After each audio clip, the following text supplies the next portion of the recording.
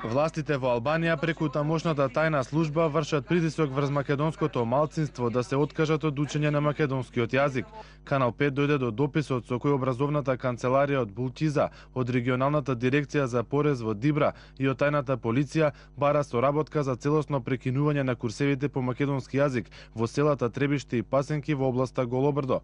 Подружницата на Министерството за образование во ова барање за полициска асистенција за спречување на курсевите наведува дека се одржувале од физички лица кои не поседуваат лиценци, што представувало тежок прекршок на законската регулатива. Везилке, кажи како да се роди проста и строга македонска песна. Од ове срце што со себе води, разговор ноќен во тревога песна. Овие деца етнички македонци од албанското село Требишта сега кришум го учат нивниот мајчин јазик во страв да не бидат откриени и казнети од нивните наставници албанци.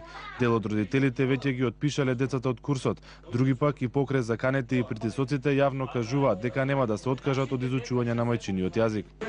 И на моите деца има направено голем притисок овие наши веода што учат месушки предплатен на албански што учат, има направено голем притисок. Ќе го ставиме во школето, не ве поминуваме да ме. Децата се намалија затоа што има притисок од наставниците по албански јазик, одеа на училиштето, им прават притисок, ќе ви донесеме полиција, ќе ве степаме. Истите овие луѓе кои себе си се нарекуваат македонци и не се откажуваат од изучувањето на македонскиот јазик и покрај притисоците на албанските власти, пред непол месец од страна на Бугарската академија на науки и академикот Веселка Тонкова беа представени како бугари во книгата Бугарите од Голобрдо.